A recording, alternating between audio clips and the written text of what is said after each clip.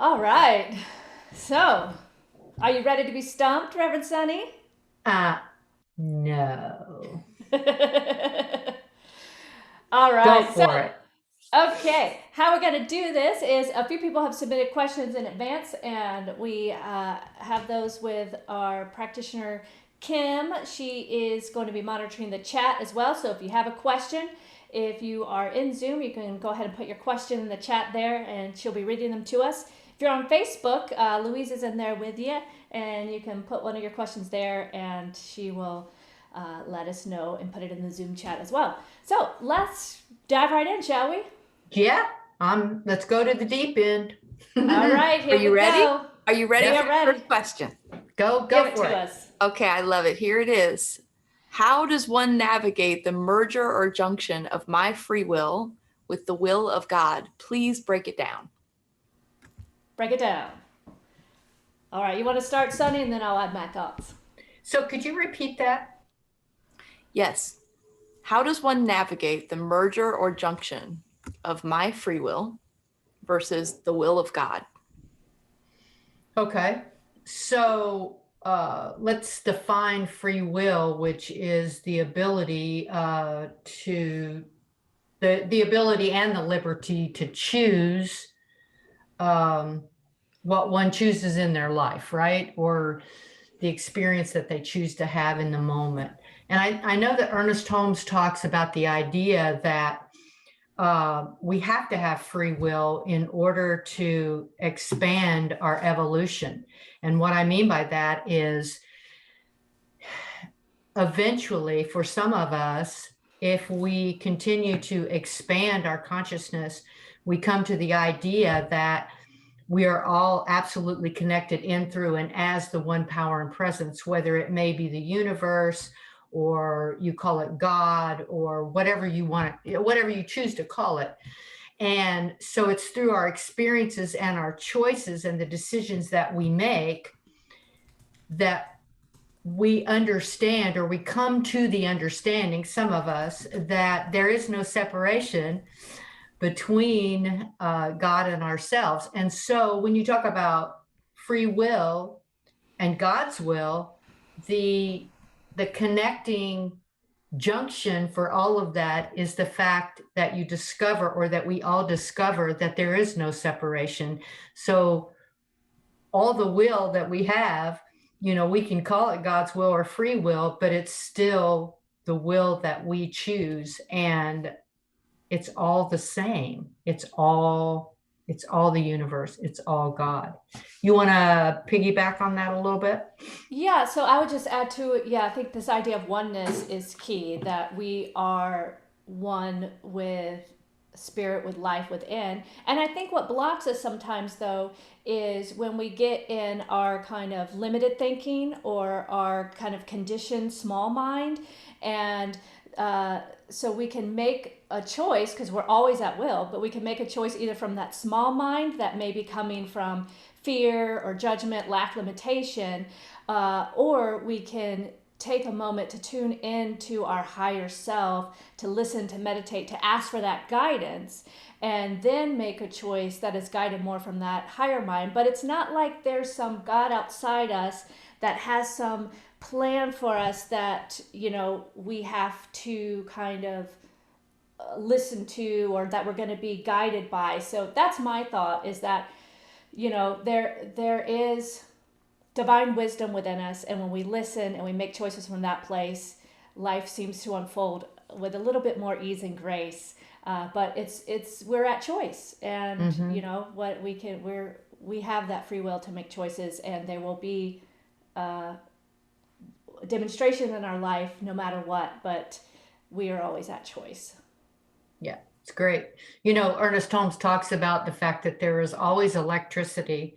It's just that, there's someone has to be able to discover it, but it's always been there. So with our own education and our own free will, we're constantly evolving, and we get to choose how we evolve. Yeah, I think just one Great. more thought. I know we have a lot of questions.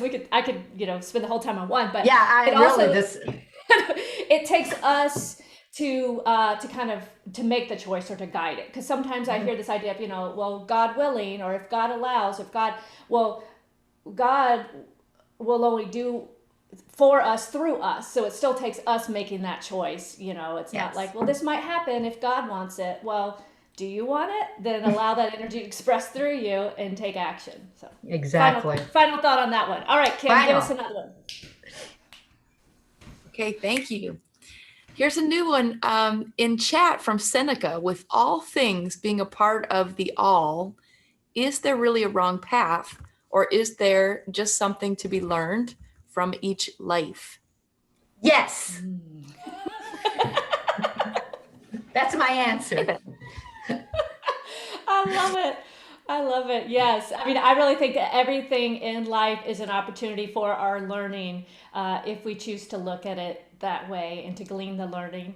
And I know from personal experience that, things seem to come up in patterns, perhaps, various relationship patterns or different things that it's like, all right, maybe I didn't kind of learn this lesson last time. I have the opportunity again to make a different choice and see if I'm willing to experience a shift this time. So I'll stick with Soni. Yes, Seneca, you're right on. Yes. It's all about living life on life's terms and the experience that we want to have from it. So great. Next question. Yeah. Carol wants to know, if negativity begets negativity, how can one break out? I've always wondered that myself. You want to take it? Kim or me? I'm just kidding. Kim's like, no. Yes, I will. So, it's this kind of idea of like, what I'm hearing is like a downward spiral, right? Or like the snowball effect of negativity, and then there's another thing that happens, and then it brings you down more. It's just like this loop of one thing after another of what we're focusing on experiencing and then focusing on and experiencing. So how do we break out?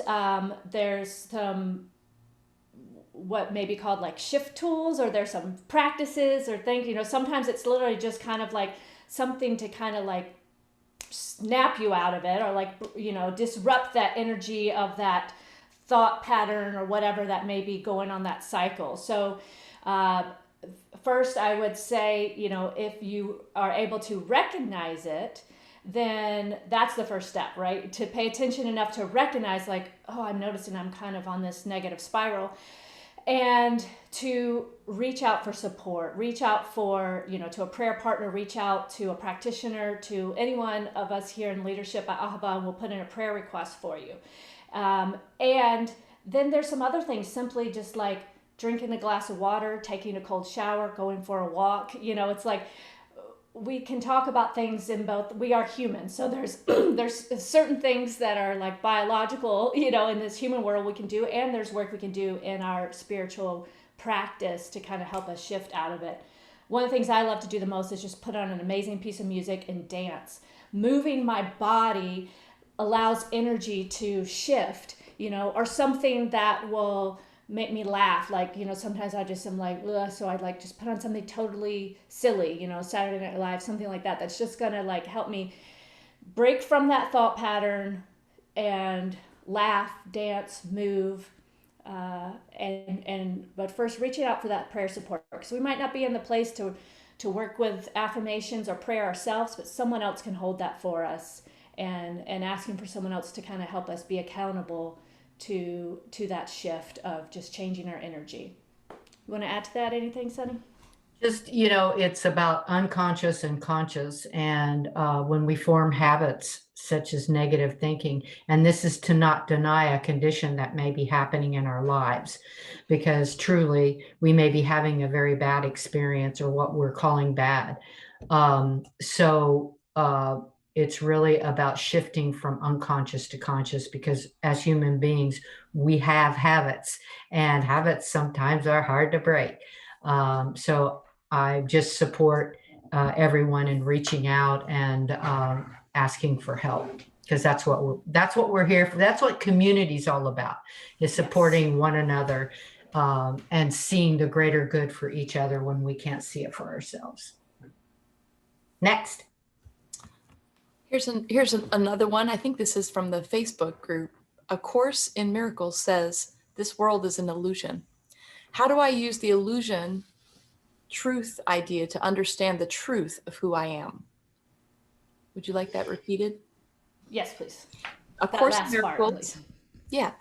How do I use the illusion truth to understand the truth of who I am?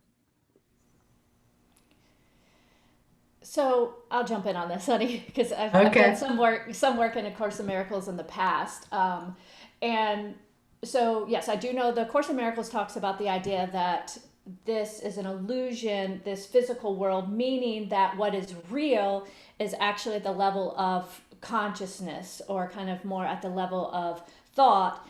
So to put it more in a science of mind perspective, is, you know, we believe what we are experiencing now comes first from our thoughts and our beliefs. And so that's why we in science of mind don't usually say that this is an illusion, but I would say that it is an experience that has a cause back of it in consciousness.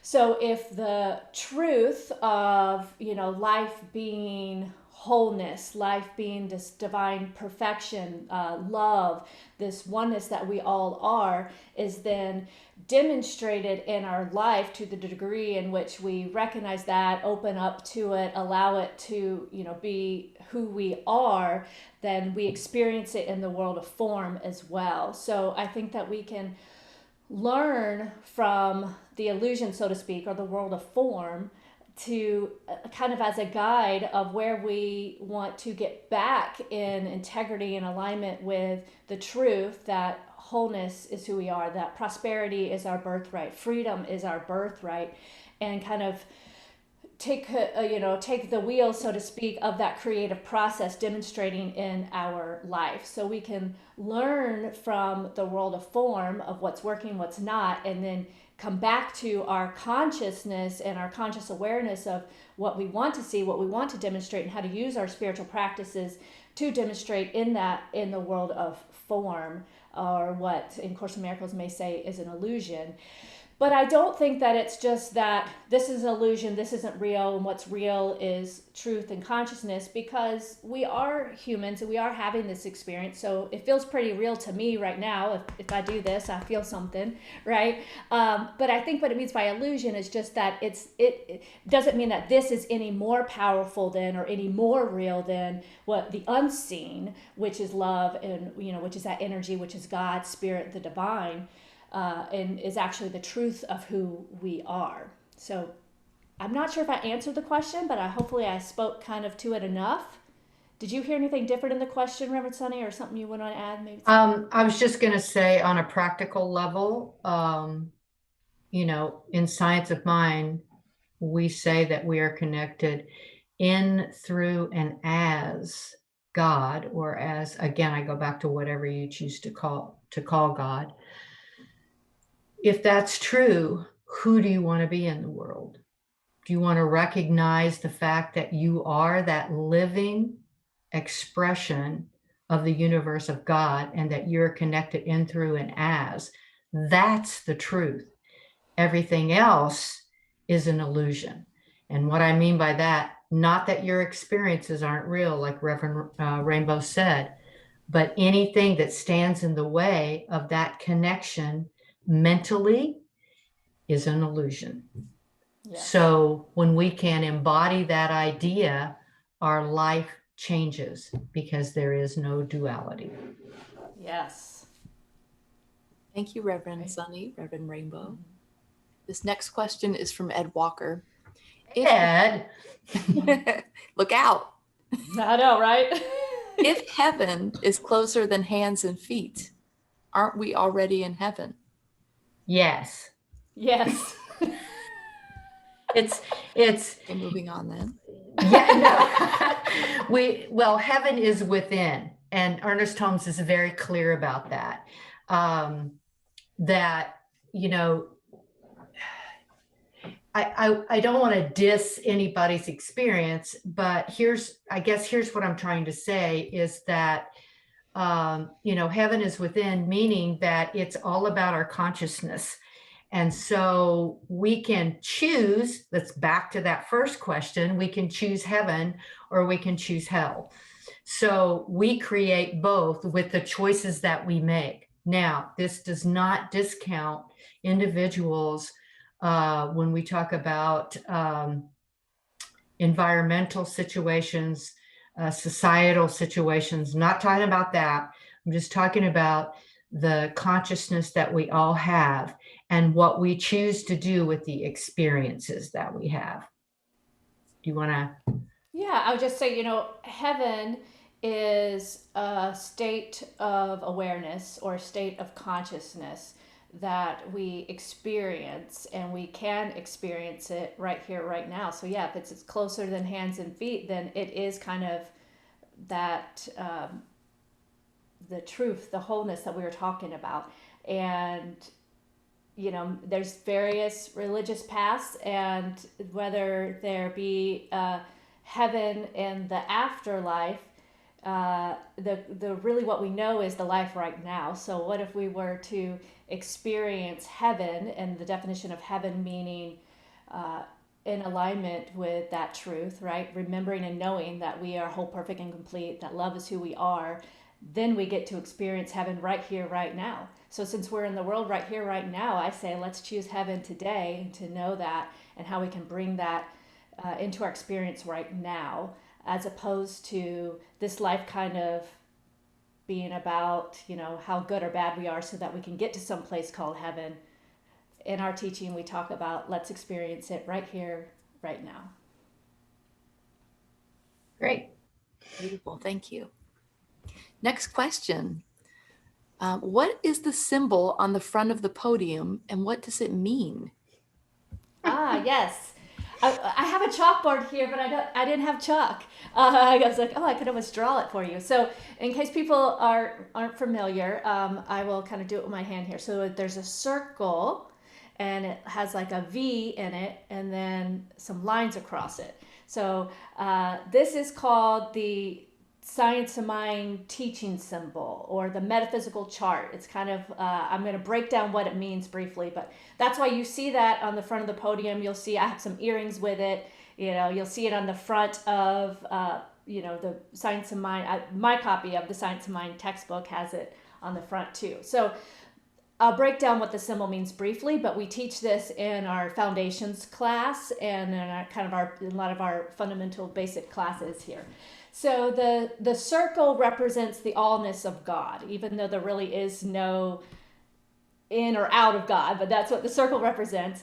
And then there's 3 different sections. So if you're to draw the lines across it, the top section kind of represents where our conscious thought is, kind of conscious mind. And let me back up a second. So what this symbol teaches, why we call it the teaching symbol, it also teaches what we call the creative process, or kind of like how life gets to be the way it is, or how thoughts become things. So the top part you can think of as your conscious thoughts, or as a seed. So you take a seed, right, and it has that pure potentiality in it. It has that everything that it is to become in life. And we plant that seed in the middle section of this symbol, which you can think of as soil. It's also kind of the more subjective mind, subconscious mind. And that's also, when it gets planted, where your beliefs live. So beliefs are essentially thoughts that you've had over and over and over, that they're this kind of like solid, congealed thought patterns become your beliefs, something that you know, and the beliefs can be healthy or unhealthy in a sense, right? It could be a belief in I'm not good enough, I'm not worthy. It could be a belief in these kind of ideas that we hold in the collective mind, like don't go outside with wet hair in the cold, you'll catch a cold. That's a belief, and people believe that, right? And so those seeds get planted in the soil there. And that's also, you'll hear us a lot when we pray, we say the law always says yes. So that's also that part of the soil. The soil just responds to what's being planted in it, and it says yes. And then if you drop down, as this V is kind of showing us the descent down into the bottom section of the circle, is form. It's life as we experience it and know it. And it's where that seed then becomes the plant. And it's where we then see in our life outpictured the form, the experiences that we have in our life based on our thoughts and our beliefs. So again, we go into this in a class much more deep, but basically, if you want to know what that is, that's our teaching symbol, and it's kind of one of the basics of our teaching here. And we'd love for you to jump in class to learn more. Absolutely. I would just add to that the circle itself, the whole thing is God. Yes. We are already at 20 minutes, Reverend Soni, so we can do maybe one or two more. I know that went so Really? fast. Yeah. It went fast. Y'all want to look? Let's give them two more. All right. Okay. Well, here's two one more? that was pre-sent. Okay. It says, what do the holy books say about caring for widows and or widowers? Well, I would say what holy books? I mean, there's a ton of holy books, but I'm just going to stab at this and say that probably since the U.S. is predominantly Christian, that you mean the Bible. And that's a good one. What comes to mind right now for me is Proverbs, where I think it's written that he heals the brokenhearted and binds up their wounds, talking about widows and widowers. But I guess I would have to answer this with a question is, what do you think about how widows and widowers should be treated? Because that's the human level again. So how do we support individuals who are going through tremendous grief, which, by the way, this country is going through right now, whether it's on an individual basis or whether it's the country, the world itself. We've just been through this.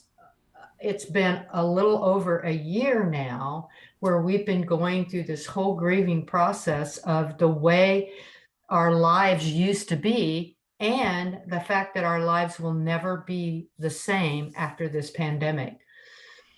So I think it's more important how we communicate our love and support for individuals who have lost their loved ones. And if you think about it, that's close to 1 million people worldwide. That's unbelievable. So I really go back to the idea that community is so important in the lives of each individual. Finding a community that supports and loves you and is there for you, period. And that's what I hope Ahava is for all of our community members and those who have yet to come through our doors, which will be open soon. Yes. Anything you want to add to that? Well, just in a practical sense, I'll say that we do have a grief group here at Ahava, in case people aren't aware. It's the first Saturday of the month, and it is on Zoom right now until we can get back in person. And it's 10 a.m. on Saturdays. And, lastly, I'll just say, grief and death is something that I believe our culture has a lot of work to do around. Absolutely. There's a lot of discomfort around it. So people say and act in very odd ways, I've experienced, because they don't know what to say when someone's grieving. They don't know how to handle it because they haven't most likely dealt with it themselves. And so I know I've been in that position. It's like I want to reach out, but I don't want to say the wrong thing or whatever. And being on the other end, having experienced big loss and grief, and just sometimes it feels like people just disappear when all you want is just a how are you, or people say really odd things or bring up their whole story, and you just want to be sitting in your own grief, not holding their grief. So I just say, be gentle with yourself, be gentle with each other, allow that grace, because it's something that we're all working on collectively to heal, to understand, to be able to be present with in a deep way. And our practitioners are also trained just to hold space and to listen. So if you are experiencing grief, please reach out.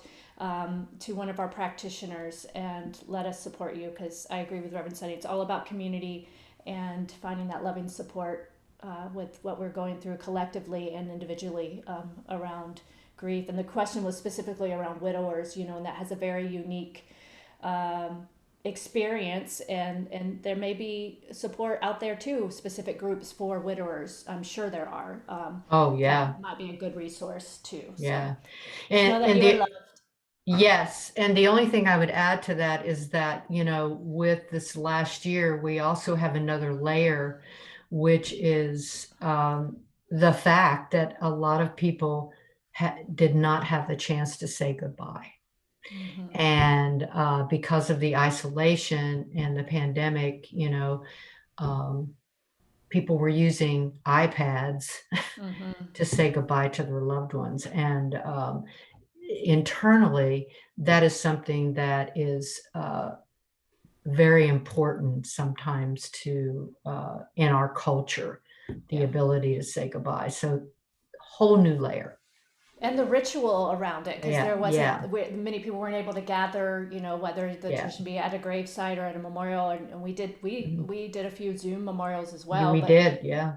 Finding the rituals and getting support on finding some rituals to find that closure for yourself when perhaps it had, to be a little different this year. So I think that was very important. So, all right, Kim, hit us with one final question. I don't think we've stumped you yet, either of you. Here's one more chance. Okay. One more chance? Okay. Okay, I love this question. If you had the chance to have a conversation with Ernest Holmes, what would you say to him? What's up? All right, let me think. What would I say to Ernest Holmes? Great question. Where I go to first, like, if he were here right now, I would just kind of want his perspective in what's happening in the world right now. And partly I have a guess of how he, based on, okay, what am I trying to say? I think I come up with kind of social justice things. And based on how he responded to things in the past, I would make up how he might respond to certain things that are up in the world today, more around LGBT issues and racial equality and different things that he was able to speak to some then, but new things have emerged. So I know that this is partly coming from a little bit of ego in myself, because I would want to talk to Ernest Holmes to be able to say, well, Ernest Holmes says this, and that it's okay to go ahead and change his writings to gender neutral pronouns. So that's what the conversation I want to have with him, just kind of like, how do you, as an evolved consciousness in the world today, how have your teachings evolved? Or is there anything that you would say or do differently now? And to kind of speak that, to be able to share that with the world, because he always said open at the top. So I would talk with him about some kind of social issues now and get his input. Great. I think that's probably along the same lines that I would, some of the questions I would ask him. But, Ernest Holmes said right after he lost his wife, that if he had it to do over again, he would write more about love than he would law. And so I would like to know how he got to that and what his process was. And he studied some of the great masters, and I probably would ask him what he felt was his deepest introspective or personal evolution. Oh, that's good. For him.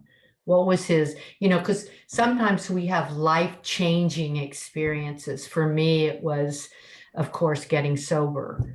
So what was that, if there was one, or if there was more than one, what were those experiences, those interpersonal experiences that helped him to develop this philosophy and his ability to draw in the masses, because he would, speak to 5,000 people at a time. So he was very charismatic. And, so that would be what I would want to know. Is that it? I want one more. You want one more? One more. Is there Okay. any more? Yeah, there's a few more. So let's see. I will pick one from this list. Also, let me make sure. Okay. Where does our personality come from?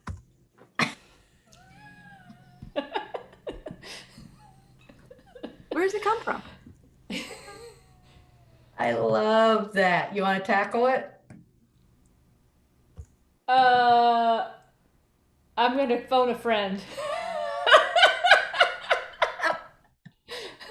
It's like, I don't know, my mind goes to like nature versus nurture versus, like inherit, just, I don't know. I definitely know, being able to witness my daughter grow up, that she definitely has some personality right from the get-go that's her own. And there's things I see that is modeled behavior from us too. So yeah, Louise put in, that might be an anthropology question. Should I phone our anthropologist? Yeah, let's phone our Louise? anthropologist. Louise, where does our person, I know it comes from our parents. That's all I know. Louise, go for it. I can only tell you what we say in cultural anthropology, and that it's Okay. a mixture of nature and nurture, and you can't really tease the two apart, because even in the womb, you have environmental factors, right? So the mix of chemicals in the womb, the mother's experiences all contribute, along with sort of genetic variation, and also all of the multiple experiences you have in lifetime. So that personality really is an intricate mixture of many, many things, and you can't really tease any one thing out. Great. I'm glad we phoned a friend. Well, this has been incredible. Maria called us stumped. She said they got one. You stumped them. Yeah. Whoever asked that question, congratulations. You did stump the ministers. So All great. right. I feel good. I feel good. Should we take it to prayer? I think so. All right. Shall I start? Yeah. All right. So just taking that nice deep breath right here, right now.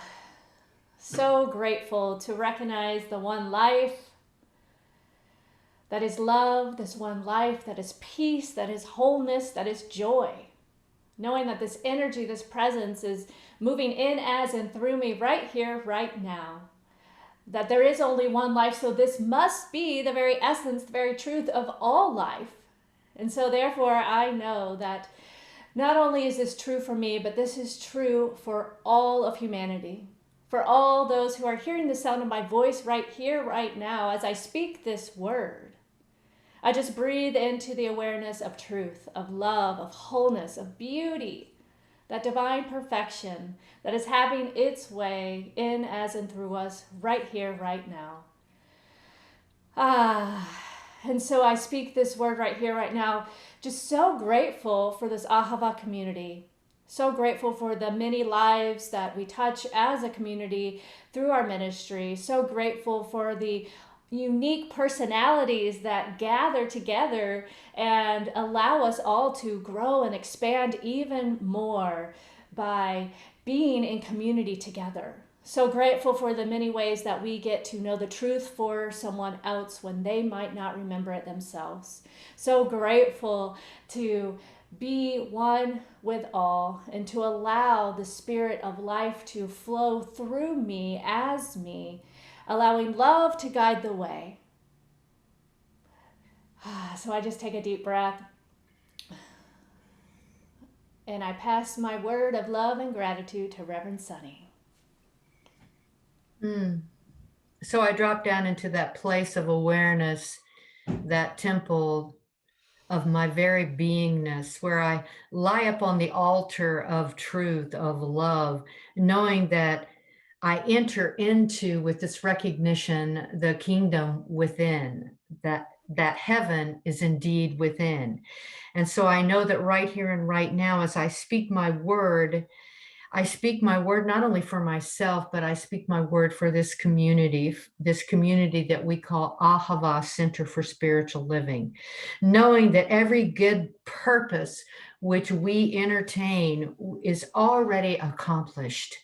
I know that every demand or request or every question and every answer is already in the mind of God. Therefore, it must be in my mind and each and every individual's mind as this community. I know that we are all governed by this divine law that we speak about, but we are also governed by love.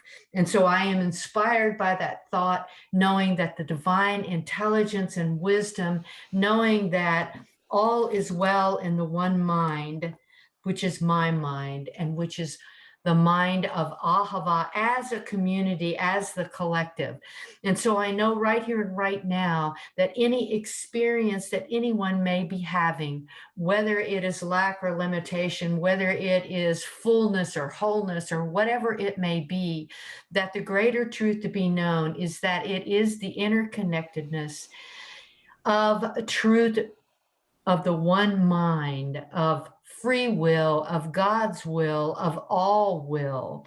And so I know that as we come to this highway where we are all interconnected, that we know right here and right now, it is the highway of love. So I give much gratitude and thanks for this opportunity to be here this morning with Reverend Rainbow, to have fun and to absolutely connect to the one life, the one mind, and the one community called Ahava. So grateful for all of this. And it is with a grateful heart that I release my word into the perfect universal law, knowing that the law always says yes. It always says yes. It always says yes. I stand in the place of yes, the place of grace, by saying shalom, hamdulillah, ashe, namaste. This prayer is done.